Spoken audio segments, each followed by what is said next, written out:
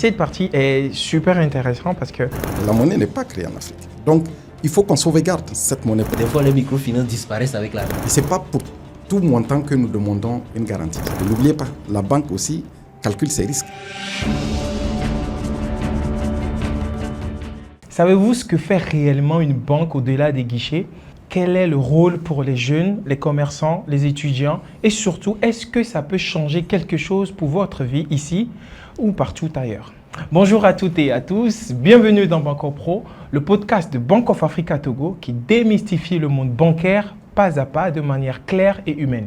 Je suis Junior Dogbe, assisté de mon collègue Khalid Kéziré. On vous embarque aujourd'hui pour un voyage au cœur des métiers de la banque. Pour ce premier épisode, nous accueillons un invité exceptionnel, M. Abdel Salam Mourou, directeur général adjoint support de Bank of Africa Togo, homme d'expérience, témoin de la banque d'hier, d'aujourd'hui et acteur de son avenir. Prêt à découvrir le métier bancaire autrement?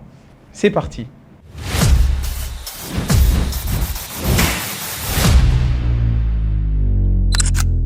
Bancor, le podcast BOA qui vous informe. L'argent ne dort jamais. Bonjour Monsieur Mourou. Bonjour. J'espère que vous allez bien. Alhamdulillah. Super. Alors, vous êtes témoin et acteur de l'évolution du domaine bancaire et spécialement de BOA Togo ces 10 dernières années. Ce que nous voulons savoir pour lancer notre échange, est-ce que vous pourriez nous raconter votre histoire personnelle avec BOA Togo et comment tout a commencé? Quelles sont les choses qui vous ont marqué le plus dans cette aventure? Merci. Je suis M. Mourou Abdel Salam. Je suis nigérien de nationalité. Okay. C'est important à dire parce que c'est ça qui fait la force d'un groupe, surtout la BOA. Donc, je suis diplômé d'un ESS en audit et contrôle de gestion. Donc, c'est-à-dire à la base, je suis auditeur diplômé. Okay. Donc, j'ai intégré le groupe Bank of Africa en 2009 à la filiale du Niger, où j'ai intégré la banque en tant que contrôleur général. Donc, ce qui est communément appelé aujourd'hui directeur de l'audit. Okay. Donc, bien avant, j'ai beaucoup travaillé dans des établissements de conseil, c'est-à-dire des bureaux d'études internationales, tels que Deloitte & Touche, KPMG, et que ce soit au Burkina, au Niger. Et c'est là où je me suis, orienté beaucoup plus banque, parce que j'ai audité beaucoup de banques en tant que commissaire aux comptes, que ce soit réellement au Burkina, au Niger, ou réellement, dans des pays lusophones, ne serait-ce que réellement des pays comme Sao Tomé et Principe, le Cameroun. Donc voilà, donc je me suis fait en tout cas ma propre idée où je voudrais travailler. C'est comme ça que réellement j'ai postulé pour réellement intégrer une banque qui était Ecobank Niger. J'étais rentré en tant que responsable adjoint en 2008. Et en 2009, déjà la BOA m'a débauché en tant que contrôleur général. Donc l'aventure a commencé, à ouvrir les ailes à partir de BOA Niger, où jeune, on a intégré, on a fait réellement le métier de banque jusqu'en 2015, où j'ai été appelé par le groupe pour venir réellement en appui au niveau de la filiale du Togo qui venait d'ouvrir. Donc on voulait réellement des cadres qui doivent réellement, déployer la vision du groupe. Donc voilà comment j'ai intégré BOA Togo en juin 2015 et en tant que directeur pôle support. Donc en tant que pôle support, j'avais en charge un peu tout ce qui est la production bancaire, donc tout ce qui est le back-office en charge. Et en 2020, j'ai été promu DGA jusqu'en 2024, où réellement le poste de DGA a été scindé en deux. Et je suis aujourd'hui, depuis septembre 2024, je suis en charge du pôle support. Donc voilà un peu, mon expérience et un peu mon cursus académique de façon ramassée. Ok. Excellent. Excellent. Mais c'est très long. C'est inspirant. C'est très inspirant. On peut dire que c'est un panafricain. Ah, mais parce qu'être passé par tous ces pays-là, il a une vision un peu plus globale aujourd'hui, même de la sous-région. Bon, d'autres, hein.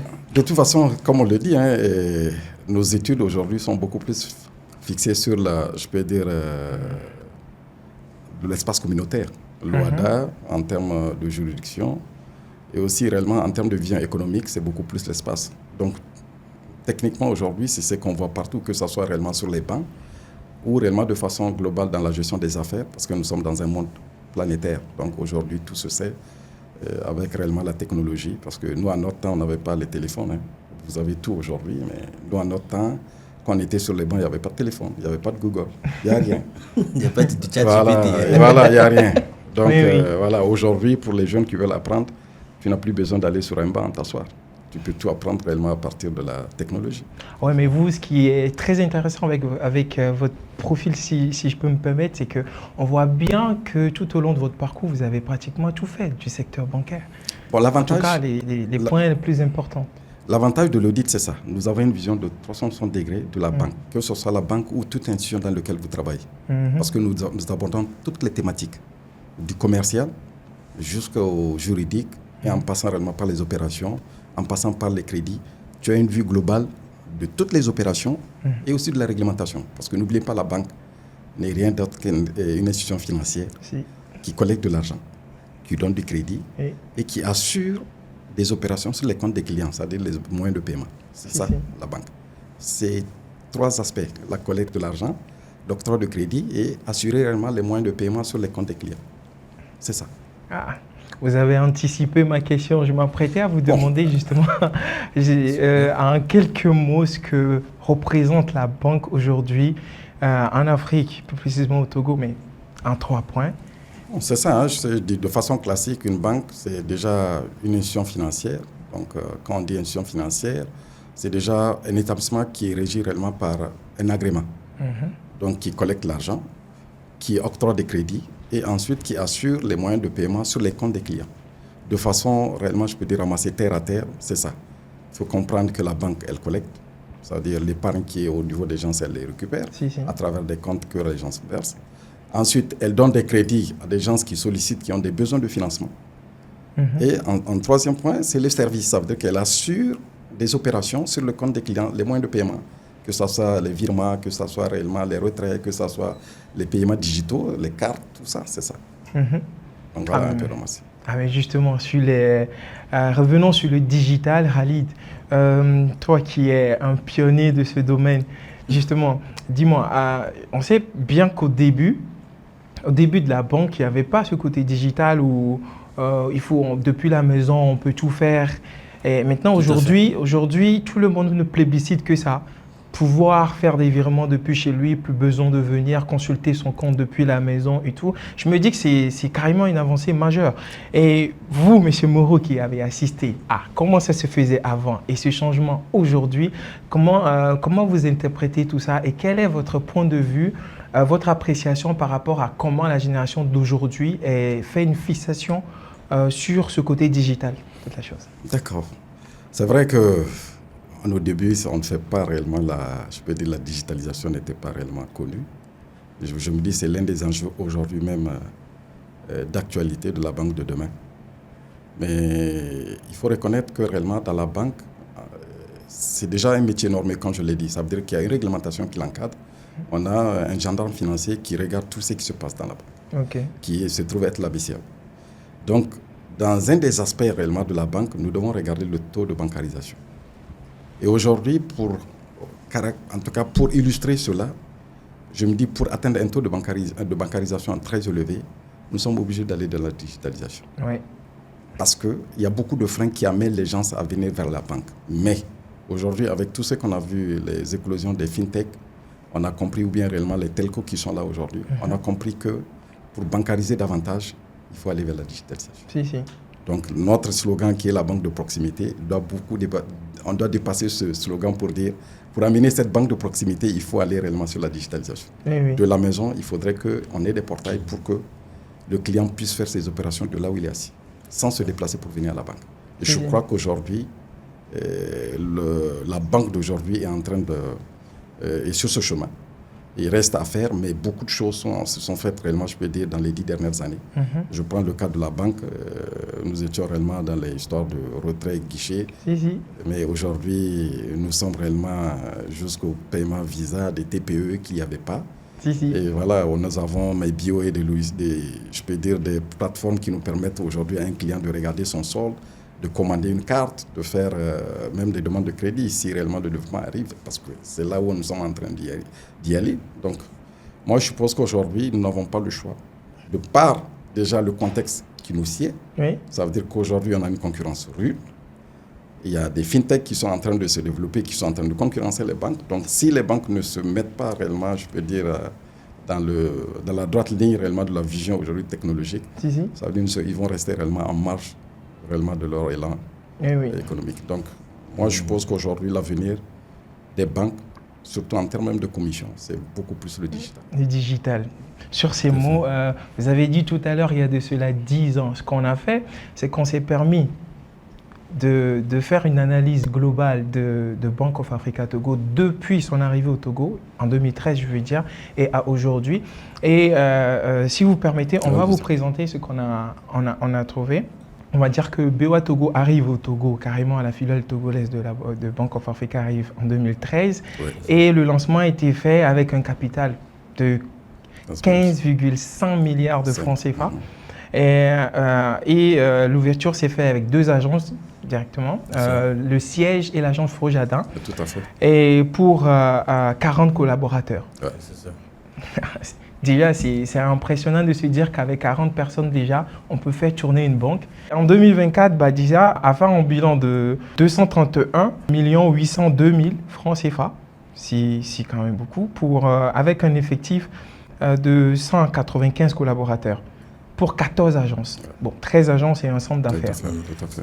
Donc, côté innovation, on va dire que déjà en 2013, on a remarqué que BOA Togo faisait partie des pionniers du digital. La banque Exactement. a été lancée au Togo déjà avec BWeb, Exactement.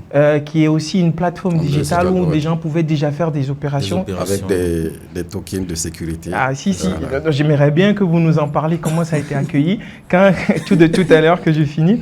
Et depuis, avec tous les services classiques, aujourd'hui en 2025, BOA Togo, c'est toujours les services classiques avec d'autres prêts, disons, totalement typés en fonction des besoins de la population, mais aussi surtout sur les digitales. MyBOA aujourd'hui qui est l'application mobile de la banque, BOA Web, l'application web de la banque, BSMS, SwiftOn, BOA Express, Trade Express. Ça, c'est quelque chose de très, très énorme parce que Trade Express, on a vu une solution adressée aux entreprises qui permet aux entreprises de faire une opération jusqu'à 500 millions, presque instantanée. Et vous aurez le temps de nous le dire.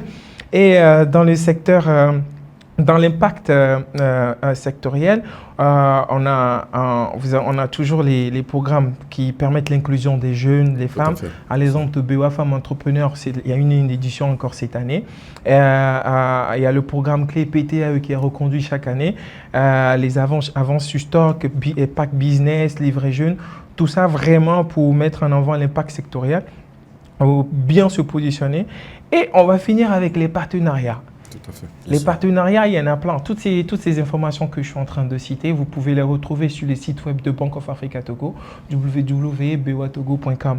Alors, vous retrouverez dans la section partenariats tous les partenariats que la banque a pu signer tout au long de sa présence sur le territoire togolais. On retrouve dans ces partenariats, pour l'inclusion, FIFA Togo, un deal de pratiquement 1 milliard pour financer les entrepreneurs. AFSET, financement des PME féminins garantis et accompagnement.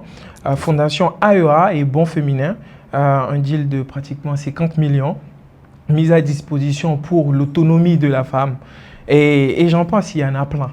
Donc justement, au vu de tout ça, on va dire que Bank of Africa Togo, franchement, en 12 ans, BOA Togo est passé d'un nouvel entrant à une banque solide en pleine expansion. Donc, que pensez-vous de toutes ces avancées? Dites-moi, monsieur. Bon, je crois que beaucoup de choses ont été dites ici. C'est vrai que commencer une banque in ex nihilo, nous n'avons pas racheté de banque. On a créé la banque du néant. OK. C'est quelque chose qui est très important. Ce n'est pas le cas aujourd'hui dans beaucoup de groupes bancaires qui préfèrent vraiment racheter une ancienne banque, la remodeler et puis avancer. Nous, on est parti au Togo de rien. C'est une banque créée avec des jeunes Togolais avec qui réellement ils ont accepté, je peux dire, l'aventure, parce qu'en réalité c'était une aventure. Mais aujourd'hui, comme les chiffres le démontrent, nous-mêmes quand on regarde, on voit qu'on vient de loin.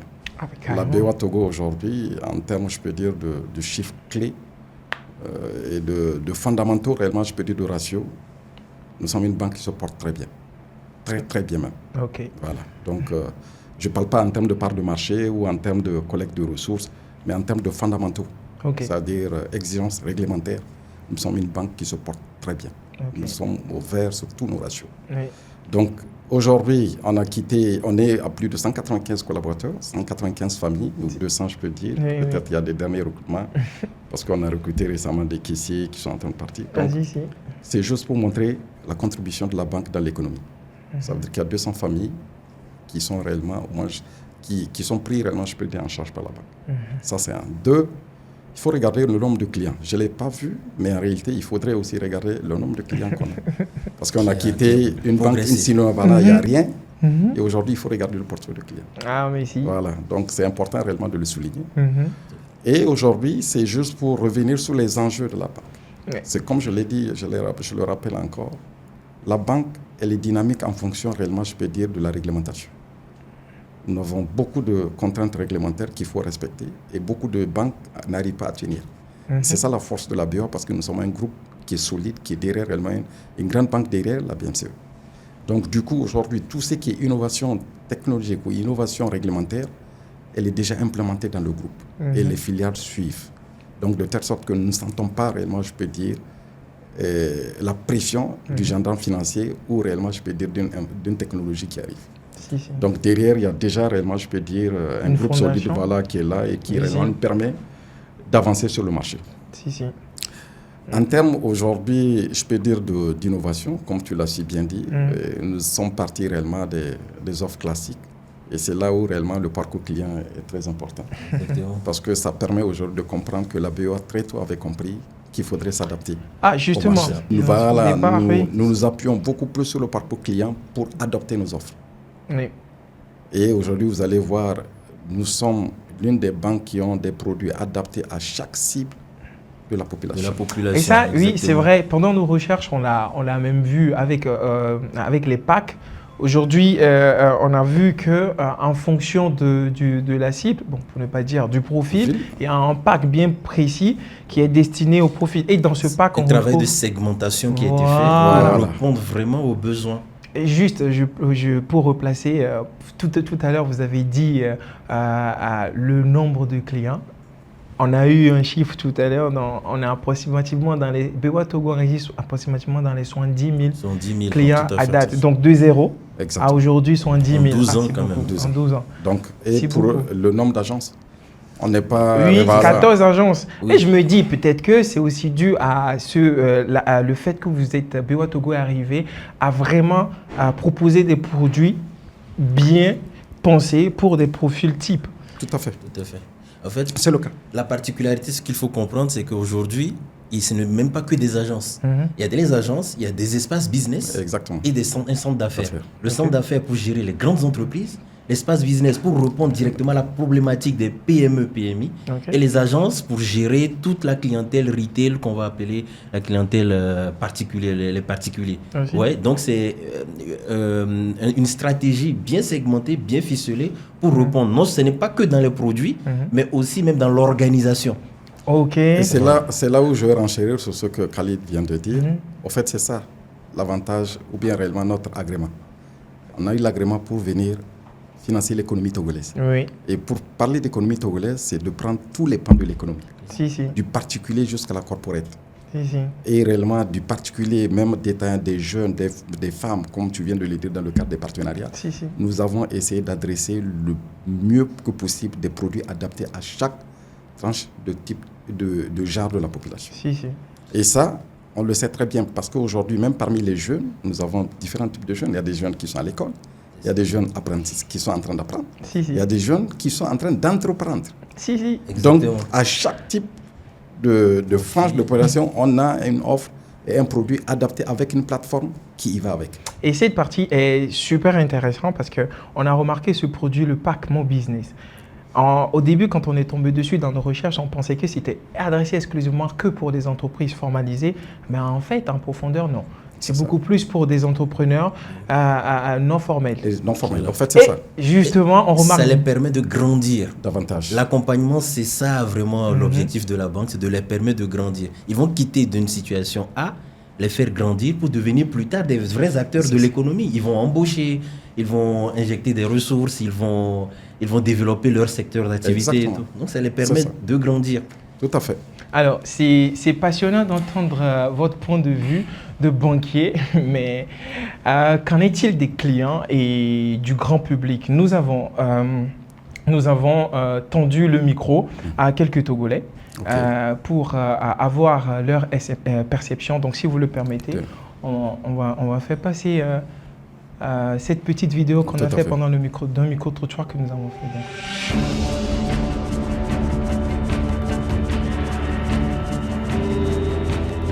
On vient juste de finir le tout premier épisode de Bancor Pro. C'est carrément une nouvelle façon de communiquer. Exactement. C'est une première. L'objectif derrière ce projet, c'est vraiment non seulement suivre la tendance, mais aussi permettre à tout le monde, à nos auditeurs et auditrices, de comprendre de façon terre à terre le domaine bancaire. Démystifier, j'insiste beaucoup sur ce... Les stéréotypes, les préjugés. Exactement. On a vu ça dans le micro-trottoir. Hein.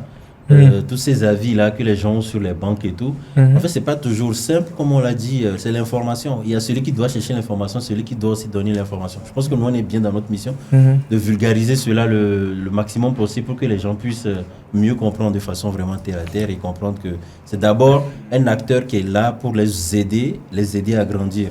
Surtout de pouvoir, ce que les gens pensent, qu'il y a des restrictions, on a aussi nos précautions, un gendarme financier, mais c'est une mission d'accompagnement. Et je pense qu'on va continuer comme ça. Hein. Ah, mais c'est l'objectif. Et justement, ce qu'on va faire, c'est que tout au long des épisodes de Bancor Pro, on va aborder des thèmes du domaine bancaire et on va essayer de les rendre vraiment très accessibles à tout le monde. N'hésitez pas à nous faire des propositions de thèmes si vous voulez, que ce soit des problématiques que vous rencontrez dans le domaine bancaire et pas que le domaine bancaire, parce que certains se disent que banque de développement, c'est pas forcément le domaine bancaire parce que ça touche pas directement les particuliers, mais... C'est ça, les différents types de banques, banque commerciale, banque de développement, et même pourquoi pas même parler un jour de la BCA ou même en tant que banque centrale, son rôle important, en tout cas ce qu'il fait exactement, ça peut être aussi un bel épisode. Donc ce qu'on va faire, c'est qu'il va falloir qu'on taffe, on va tout faire pour inviter, je dois dire, les personnes de ces institutions-là, essayer de les mettre devant la scène pour nous expliquer de façon terre à terre ce qu'ils font, voilà, à quoi ça consiste, déjà même quelle est la différence entre ce que c'est comme une banque commerciale et une banque d'investissement. Et l'objectif de Bancor Pro, c'est ça, c'est de vous amener à comprendre le pourquoi des choses dans le domaine bancaire. Et il n'y a pas que Bancor Pro, donc on profite juste de l'occasion pour faire la promotion de Bancor Flash. Oui, le flash de 1 minute qui explique rapidement nos produits, puisque tout à l'heure on parlait de la segmentation de nos produits. On fait le Bancor Flash qui est vraiment en 1 minute chrono, qui vous explique clairement les produits que nous vendons, qui sont disponibles pour les particuliers, les entreprises, les PME. On a le Bancor Express, qui est l'épisode de 4 à 5 minutes, qui est vraiment un audio tranquille, souple, que vous pouvez écouter dans vos transports et tout ça, pour comprendre vraiment des aspects clés de certaines réalités de la banque et tout. Exactement. Et vraiment l'épisode pro qu'on vient de tourner, où vous avez vraiment des invités de renom qui viendront parler un peu des sujets qui vous passionnent, qui vous intriguent, ou bien sur lesquels vous n'aviez pas vraiment une réelle visibilité. Quoi. Et justement, tout ça, vous pouvez le retrouver sur nos canaux de communication, les canaux de communication de Bank of Africa Togo. Abonnez-vous. Et n'hésitez pas, comme je l'ai dit, vous pouvez nous proposer des sujets, des questions, tout ce que vous voulez. On se fera un plaisir de les développer avec l'invité de droit, l'invité qu'il faut, et pour vous permettre d'en apprendre un peu plus. Donc voilà. Donc, partagez cet épisode à 10 personnes de votre entourage. Qui partageront à 10 personnes de leur entourage. Et ainsi de suite. Voilà. C'était Bancor, le podcast de Bank of Africa Togo qui vous informe. L'argent ne dort jamais. Let's go. Peace.